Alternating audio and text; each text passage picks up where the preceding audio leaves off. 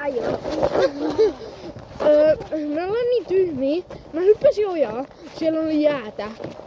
Sitten mä kompastuin sinne ojaa niinku selälteen. Ja sitten mä niinku menin sieltä pois niinku joku tyhmä ihminen. Ja sitten mä vaan niinku...